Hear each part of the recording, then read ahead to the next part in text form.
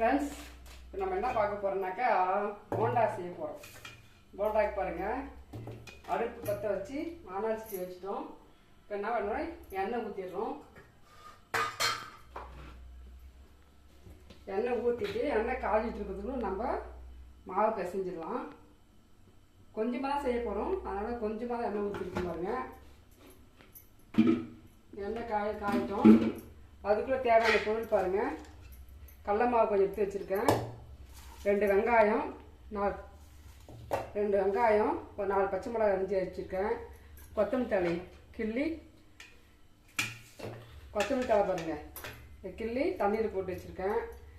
இதோடு சேர்ந்து முருங்கைக்கீரை, முருங்கைப்பூ ரெண்டுமே இங்கே பாருங்கள் நல்லா கிள்ளி வச்சுருக்கேன். முருங்கைப்பூ இருக்குது பாருங்கள், இதுவும் ரொம்ப நல்லதுக்கு. முருங்கைக்கீரை, முருங்கைப்பூ, நீங்கள் கீரை வடையெல்லாம் சாப்பிட்டு பார்த்துருப்பீங்க. இருந்தாலும் முருங்கைக்கீரை போட்டு செஞ்சுட்டு போனால் முருங்கைக்கீரை, தேவையான கருவேப்பிலை, தேவையான அளவுக்கு உப்பு. இப்போ மாவு எடுத்துக்கிட்டோம். இந்த மாவுக்கு தேவையான உப்பு போட்டுக்கணும். இப்போ மாவு உப்பு போட்டுக்கணும். காரத்துக்கு கொஞ்சமாக மிளகாத்தூள். இதே வந்து பஜ்ஜி மாவு இருந்தால் போட தேவையில்லை. இது கடல மாவுன்றதால கொஞ்சமாக காரத்துக்கு கலருக்கும் கொடுக்கணும் போட்டிருக்கேன். அதுக்கடுத்து வெங்காயம், பச்சை மிளகாய் ஆட் பண்ணிக்கணும். அதுக்கடுத்து பார்த்தீங்கன்னா கொத்தமல்லி தழை வச்சுருக்கோம் இல்லைங்களா, அதை அலசி பொடி பொடியாக கட் பண்ணி வச்சுருக்கேன். அது போட்டாச்சு. கருவேப்பிலை ஒரு 2 கொத்து. இது வந்து கீரையை வந்து எங்கள் மரத்துலேயே இருந்தது. அதே போல் கருவேப்பிலையும் பாருங்கள் எவ்வளோ ஃப்ரெஷ்ஷாக இருக்குது. எங்கள் மரத்தில், எங்கள் செடி தான் சூப்பராக இருக்குது பாருங்கள். இது போட்டாச்சு. அதுக்கடுத்து முருங்கைக்கீரை, முருங்கைப்பூ பாருங்கள், இதெல்லாம் வந்து அலசி எடுத்து போட்டுக்கலாம்.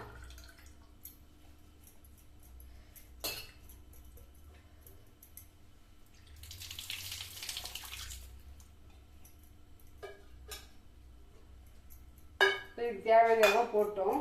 அதுக்குள்ளே பாருங்கள் எண்ணெய் வந்து நல்லா காஞ்சிச்சு பாருங்கள். காஞ்சி நல்லா தெரிஞ்சு பாருங்கள். இப்போ நம்ம என்ன பண்ண போகிறோம், சூடாக கொஞ்சம் எண்ணெய் அதில் ஊற்றிக்கிறோம்.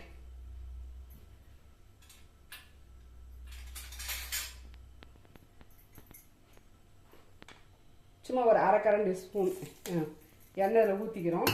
ஊற்றிட்டு இப்போ தண்ணி ஊற்றி பிசைஞ்சிக்க போகிறோம்.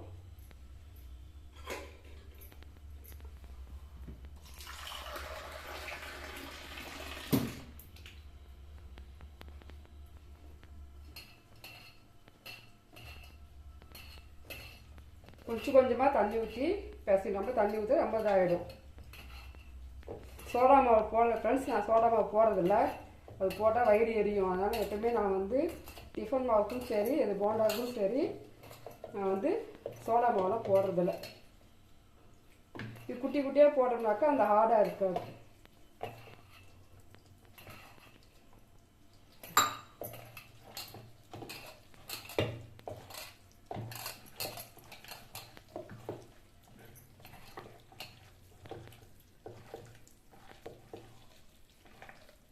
இங்கே பாருங்கள், மாவை விட போட்ட இன்க்ரீடியன்ஸ் தான் வந்து அதிகமாக இருக்குது பாருங்கள்.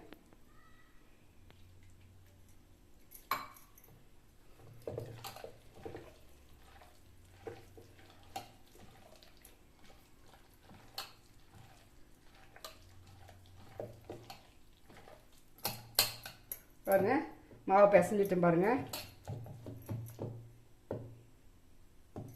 பாருங்கள், இப்போது நம்ம சின்னதாக போண்டா போட போகிறோம் பாருங்கள். எண்ணெய் காஞ்சிச்சு பாருங்கள். அதுக்குள்ளே நம்ம வந்து மாவு ரெடி பண்ணுறதுக்குள்ளே வந்து எண்ணெய் வந்து காஞ்சிச்சு. இப்போ எடுத்து சின்னதாக போட போகிறோம். இங்கே பாருங்கள், இது எல்லாமே இருக்கிறதால வந்து ஆடாவே இருக்காது. எண்ணெய் நல்லா காஞ்சிச்சு பாருங்கள். சின்னதாக விடுறோம் பாருங்கள்.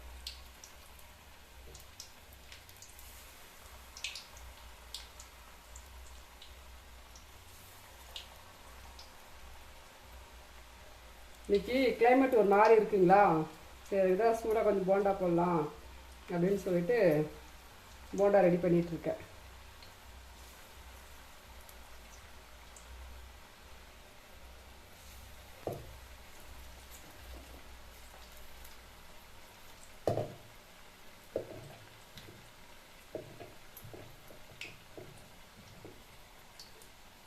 கட் பண்ணிக்கணும். கட் பண்ண